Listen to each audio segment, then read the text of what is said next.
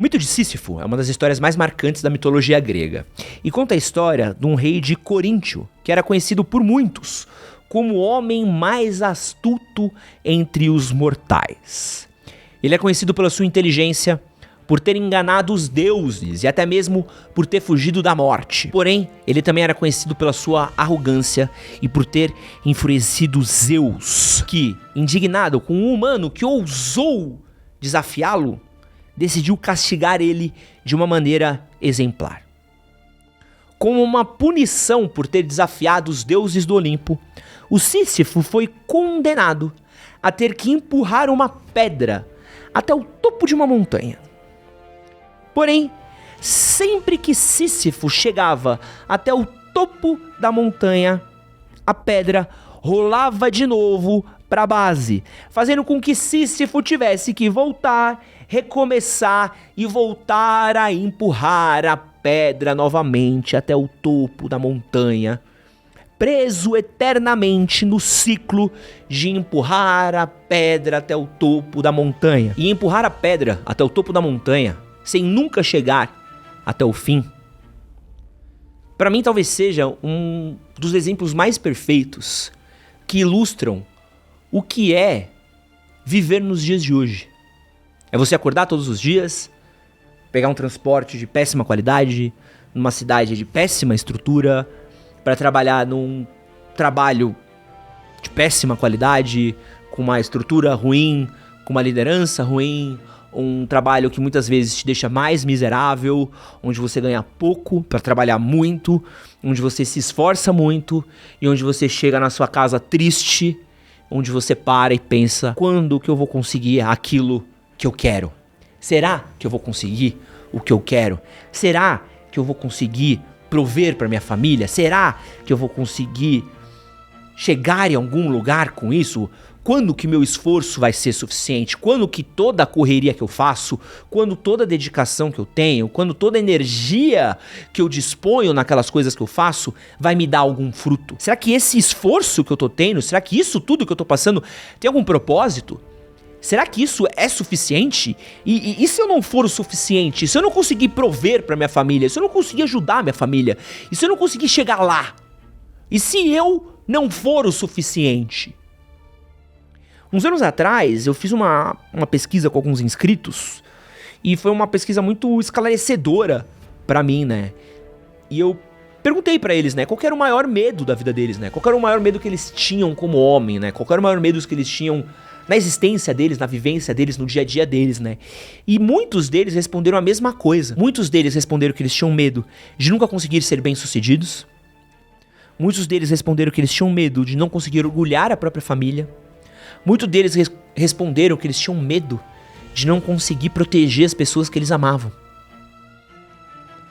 E acho que essa é uma parada que a gente tem, principalmente quem é homem vai sentir isso um pouco mais, que é essa cobrança que a gente tem da gente ser provedor, da gente ter dinheiro, da gente ter sucesso, da gente ter uma carreira boa, da gente oferecer segurança, da gente oferecer abrigo, da gente ser um porto seguro para as pessoas que a gente ama, né? Das pessoas poderem usar a gente como referência, da gente poder ser um referencial para os outros, né? Então a gente está o tempo todo correndo para ser isso, né?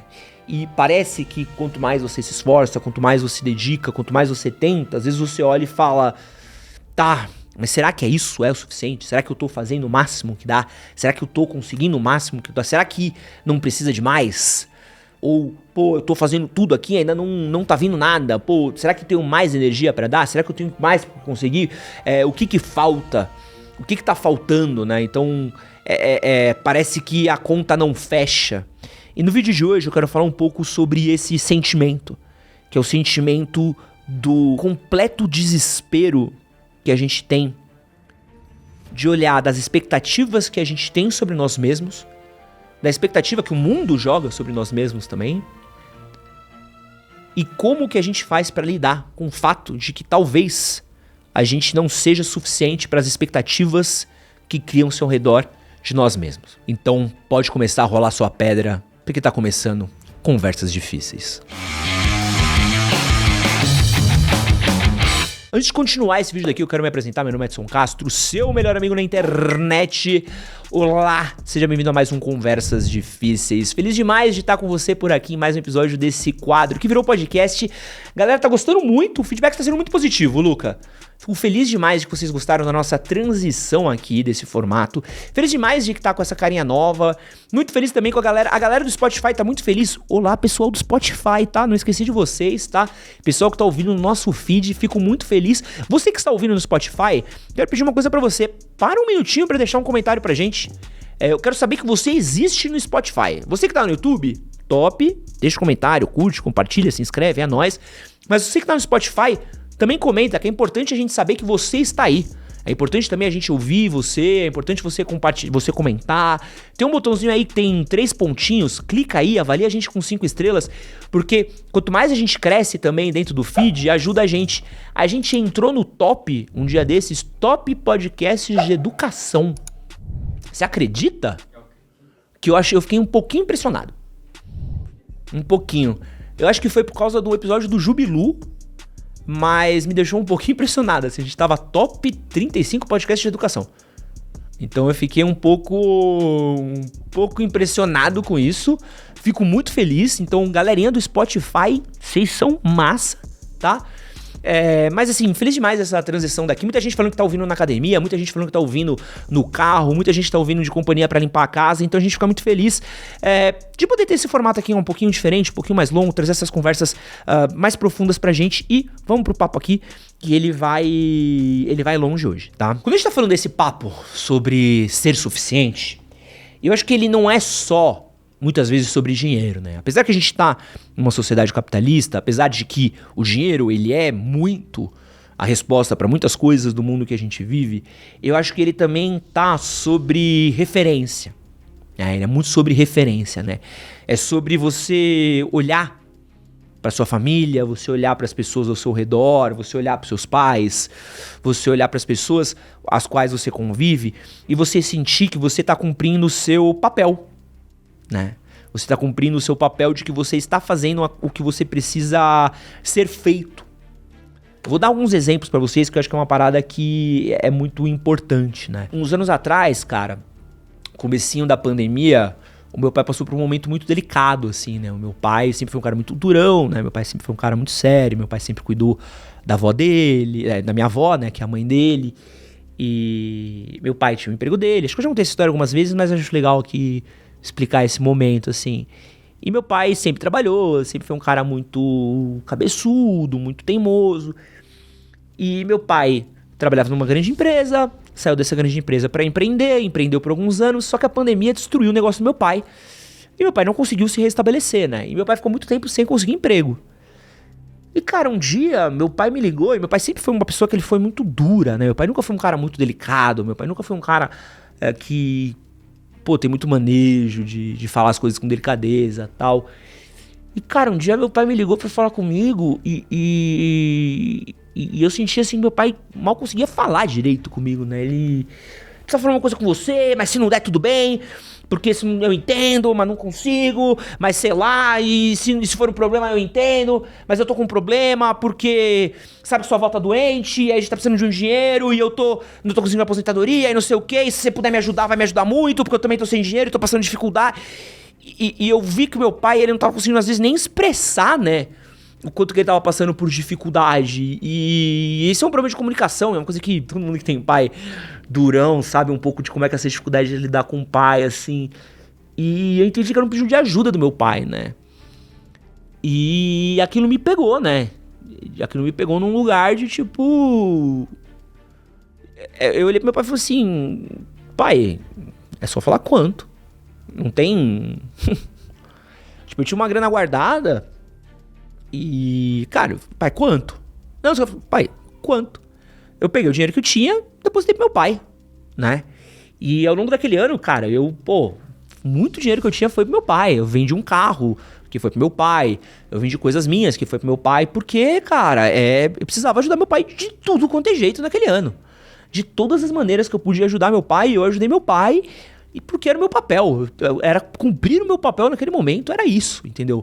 Agora, nesse momento aqui dessa gravação, eu estou pagando um plano de saúde pro meu pai, porque meu pai esses dias operou da catarata, meu pai tá com alguns problemas de pressão, meu pai tá com alguns problemas de saúde, e esse é o meu papel, entendeu? Tipo, tá cumprindo esse papel com meu pai, né? Tenho ajudado umas coisas da minha mãe também. E, cara, a partir do momento que eu comecei a ter que ajudar meu pai nas coisas, isso colocou em mim uma pressão da vida de começar a entender as coisas e de começar a ter uma parada de tipo assim, cara, agora não é só os meus sonhos mesquinhos, né? Agora não são só meus desejos mesquinhos, não são minhas pequenezas, minhas pequenices, né? Não são minhas coisinhas pequenininhas que eu quero cuidar da minha vida, né? E eu tava contando numa live esses dias de uma parada que rolou com minha mina, né? Um tempo atrás eu tava com a Letícia, né? E a gente tava, sei lá, namorando e tal, se curtindo. E aí eu tava com ela assim, e aí deu um estalo, né? Tipo, deu um estalo do quanto eu gosto daquela mulher, né? Assim, deu um estalo do quanto eu amo ela, do quanto eu gosto dela, do quanto que eu quero dividir a vida com ela, do quanto eu quero criar uma família do lado dela, do quanto eu quero ter uma casa com ela, do quanto eu quero ter filhos com ela, do quanto eu quero passar anos da minha vida do lado dela, criar um projeto com ela. E eu percebi o quanto eu tava amaldiçoado a partir desse momento. Eu percebi que ao mesmo tempo que isso é uma bênção de ter alguém do meu lado, ao mesmo tempo eu percebi que aquilo é uma maldição, né? Eu percebi que aquilo a partir do momento me condena a entender que eu agora tenho uma questão que eu tenho que lidar, de que nós juntos temos que pensar, e eu também tenho que pensar que financeiramente eu preciso entender que a gente vai ter que construir um patrimônio para comprar uma casa, construir um patrimônio para construir uma família, construir um patrimônio para criar um projeto juntos a longo prazo, né? Criar uma coisa. E quando você sai da pequeneza da existência, dos meus planos pequenos de viagens, de tomar uma cerveja no bar, de cuidar das suas pequenezas, e você começa a entender essas coisas, de você ser o referencial, de você olhar para os olhos das pessoas que você ama, de você poder oferecer para as pessoas que você ama e que você gosta aquilo que você acha que elas merecem e que você acha que elas precisam, e você poder prover, é uma pressão grande e que faz com que eu pense muitas vezes assim, cara, será que eu tô fazendo o suficiente para oferecer para as pessoas que eu amo o futuro que eu quero dar para elas, ou dar a segurança que eu quero dar para elas? Se algo acontecer com elas agora, eu consigo protegê-las? Eu consigo estar pronto para cuidar das pessoas às quais eu quero cuidar? E eu acho que isso ela vem de um princípio muito grande de a gente entender sempre o quanto que não dá pra gente olhar pro futuro, não dá pra gente sentir a pressão de que a gente não é suficiente se a gente não olhar pro presente. O que a gente tá fazendo agora. E acho que esse é um entendimento muito grande, né? A gente sofre muito pela frente, né? Não sou suficiente, não vai dar certo, eu nunca vou conseguir, isso aqui tá errado, isso aqui não sei o quê. E acho que a grande questão dessa pressão que a gente se coloca pelo futuro, por prover, por criar, por dar dinheiro, por dar não sei o que, por dar não sei o que lá, é porque muitas vezes a gente tá olhando lá pra frente e a gente não tá olhando pra agora, né? E muitas das coisas que a gente constrói no médio, no longo prazo, elas são criadas em pequenas consequências de coisas que a gente faz no hoje, né? Elas são criadas de pequenas consequências que a gente vai montando dia após dia. Dia após dia. Isso é importante também, né? Você olhar o agora. O que agora dá pra gente fazer pra visar um futuro melhor?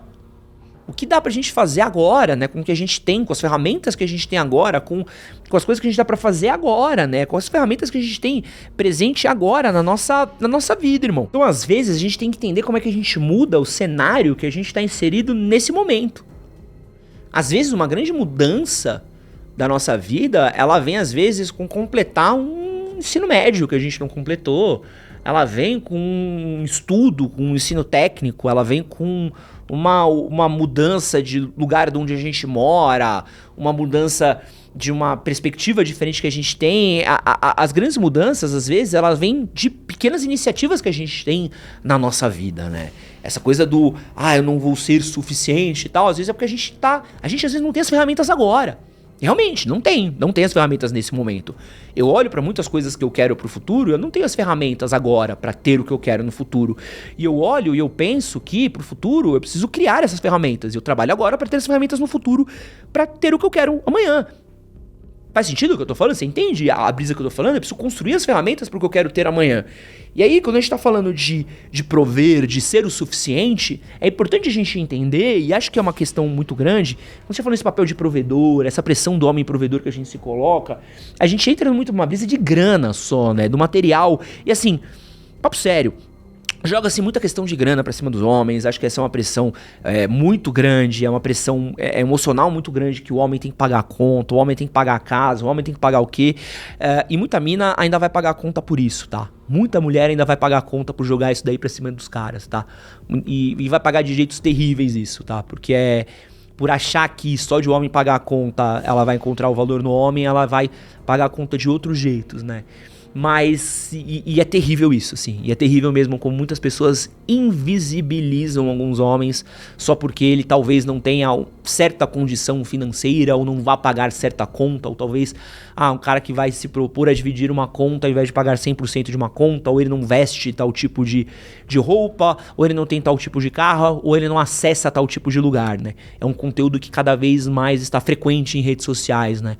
Contaminando mais o discurso de certas pessoas, e pra mim é uma coisa completamente escrota, né? Cada vez mais frequente, né? Uma super vulgarização de um discurso, assim, completamente tóxico. E muitos caras também compram isso, né? Como se um homem sem dinheiro fosse um homem sem valor. E eu acho que existem jeitos muito diferentes de você prover um lar. Um homem provedor, ele não é um homem apenas um cara que ele provém com dinheiro. Um homem provedor, ele é um homem que provém com várias maneiras a sua família. Ele provém emocionalmente a sua família. É um cara que ele sabe ter um lar estável, um lar emocionalmente estável, onde a sua família se sinta segura, onde ele sabe que não vai ter brigas, não vai ter conflitos, não vai ter discussão. Ele é um homem que ele sabe que a mulher dele vai estar bem psicologicamente, que não vai estar nessa instabilidade de se meu marido vai estar gritando, vai estar brigando, vai chegar bêbado quebrando tudo. Onde o filho dele sabe que o pai dele vai destinar um tempo pra ele, pra jogar uma bola, pra dar atenção pra ele, pra dar criação pra ele. Onde o filho dele não vai destinar a criação dele a um celular. Sabe, onde o filho sabe que o pai não vai destinar a criação dele pra deixar pro celular. Vai, seja criado aí pro TikTok, deixa que o Lucas Neto te cria, filho. Sabe, não. O pai dele vai estar lá, vai olhar, filho, vamos ali jogar uma bola, filho, vamos ali conversar um pouco, filho, vamos fazer uma coisa juntos. Existem outros jeitos de prover espiritualmente, emocionalmente, com tempo, com cuidado, com zelo nas tarefas domésticas. Existem diversos outros jeitos de você ser suficiente para sua família, que às vezes não é financeiramente. Às vezes realmente, irmão, você não vai morar em Alphaville. Cara, esquece. Esquece, Alphaville não vai chegar. Às vezes, irmão, a Vila Matilde é o mais perto que você vai chegar do centro. Sacou? Nem carrão vai dar. Mas isso não significa que seu lar não vai ser um lar edificado. Isso não significa que seu lar não vai ser um lar feliz. Isso não significa que seu lar não pode ser um lar maneiro, um lar gostoso de se morar. Porque tem muito lar com grana que não é um lar feliz. O dinheiro tá lá, mas lá é um lar que já foi amaldiçoado, onde a família não tá presente, onde o pai tá longe o dia inteiro trabalhando, onde a mãe passa mais tempo com o personal do que com o filho, onde a criação do filho é completamente terceirizada pra babá, pra aula de inglês, pra aula de luta, pra sei lá, pra escola em tempo integral, onde a família se encontra meramente por acaso, às vezes num café da manhã, num jantar de família, para tirar uma foto para coluna social, onde é um encontro por acaso das pessoas, onde aquela relação, aquele núcleo familiar, ele já é falido e aquilo se mantém apenas por mera conveniência. Então a gente precisa entender que dá para você ser suficiente, apesar de, às vezes, talvez a grana não ser abundante. E tem uma coisa também que é importante a gente entender, esse sentimento de que eu não vou ser suficiente, de que eu não vou conseguir, de que eu não vou dar certo. Eu lembro de uma história que eu achei ela muito boa, tá?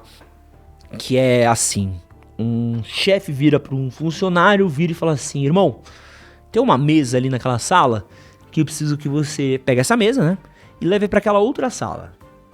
Beleza. Aí o funcionário tenta pegar a mesa, né? Bum, levanta a mesa. Cara, nada. Não consegue levar a mesa. Aí ele vai, né? Tenta de novo pegar a mesa, né? Cara, nada. Aí ele tenta, nada, né? Aí dia seguinte o chefe chega e fala: ei, irmão, cara, não tirou a mesa do lugar, velho? Aí o funcionário olha pro chefe e falou assim: pô, chefe, a mesa é mó pesada, né, mano? Não dá, né? Não dá pra tirar daqui. Aí o chefe fala: pô, velho, a mesa realmente é pesada, né? Mas, pô, É porque você precisava chamar outras pessoas pra te ajudar a levantar a mesa e levar pra lá, né? E às vezes, cara, realmente a parada é essa. O fardo, ele é duro.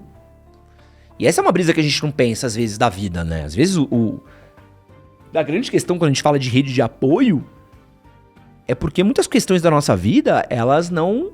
Cara, elas são muito difíceis da gente lidar sozinho, né? Eu tenho um privilégio na minha vida, assim, uma bênção que aconteceu na minha vida, e eu gosto sempre de relembrar aqui, foi o menino Luca. O menino Luca, assim, reapareceu na minha vida num momento muito bom, né? A gente sempre brinca disso, né? O menino Luca, eu encontrei ele por sorte do destino, assim, num dia que eu tava...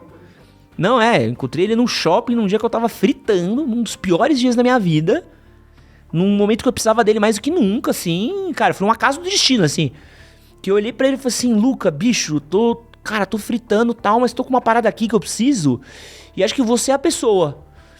E realmente era ele, e por um acaso, as conversas que a gente teve, as coisas que aconteceram, cara, me ajudou na minha ansiedade, me ajudou numa transição que eu passei, me ajudou por um processo. Cara, teve um mês aqui que a gente passou, que o Luca passou pela minha fase de... Pô, que era depressão, né? Era depressão pura, assim, que eu era depressão total.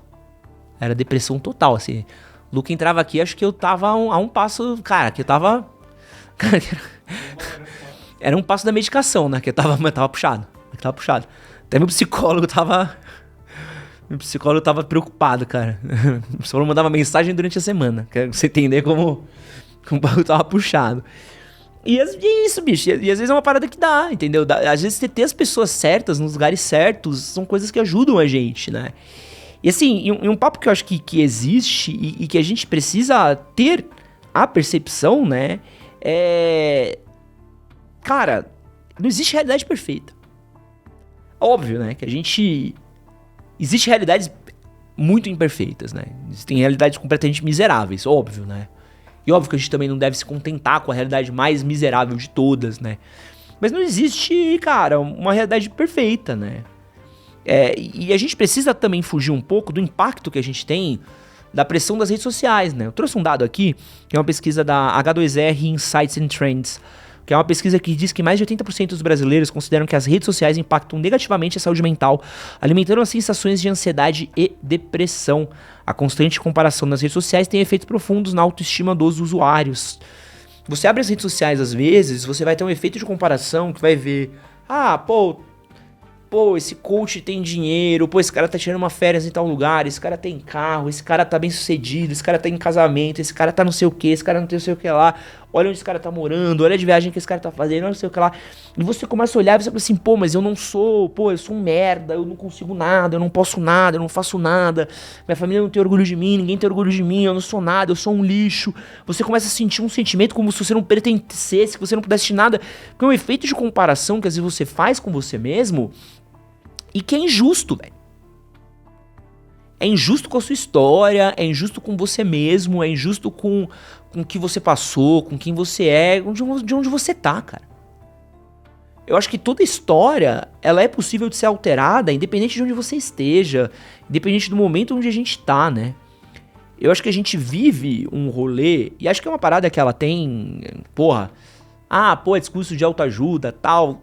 Cara, a gente tem que parar de achar que discurso de autoajuda ele é exclusivo de coach que quer enganar, sabe? Às vezes a gente precisa realmente desse discurso, a gente precisa entender um pouco que a gente precisa alinhar as ideias, e esse alinhamento de ideias é importante pra gente poder manter a esperança na vida, cara. Esse alinhamento de ideias, a gente realinhar nossas esperanças, a gente recobrar a fé em nós mesmos, a gente recobrar a positividade, a gente recobrar a paz no nosso processo, a gente poder olhar para o que a gente está fazendo, então trazer um pouco de positividade, de energia positiva, a gente poder trazer um pouco de senso no que a gente está fazendo, trazer um pouco de propósito para as coisas, ajuda. Isso às vezes vem, com um discurso motivacional, isso às vezes vem com um discurso de autoajuda. E isso de recomeçar, e poder recomeçar, e de se permitir errar, e de se permitir testar, e de se permitir olhar um momento e falar assim, tá, beleza, deu errado até agora. Então tá bom, beleza, então deixa eu respeitar a minha história, o que eu posso a partir daqui? O que dá pra fazer a partir daqui?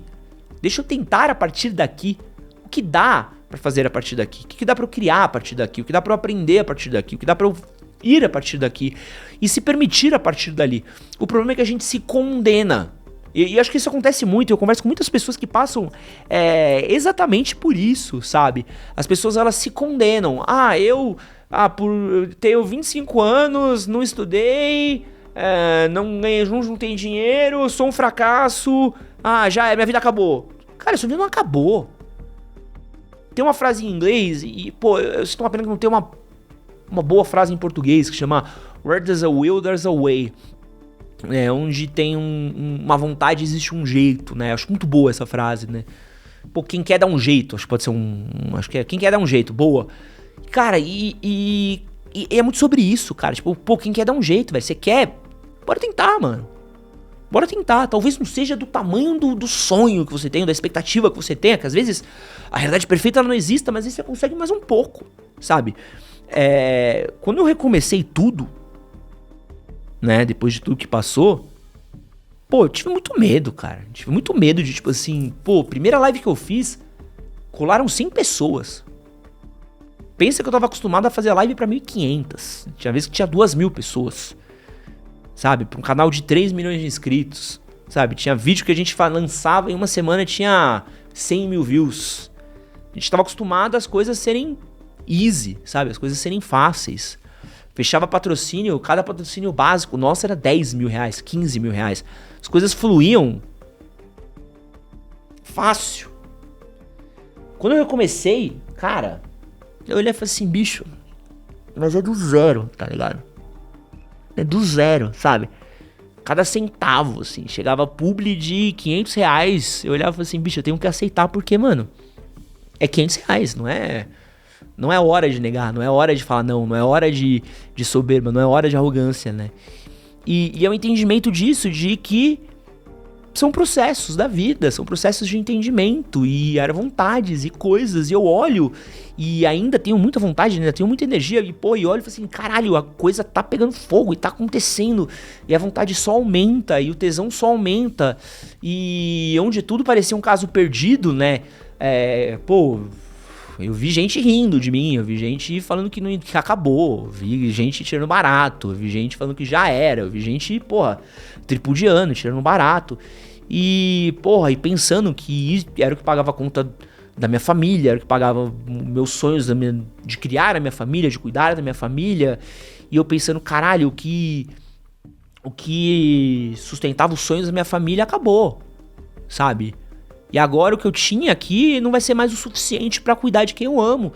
E do nada, mano, eu pensava que eu não ia ser mais suficiente pra fazer isso. E cara, recuperei, voltei. E dá sempre pra gente voltar, velho.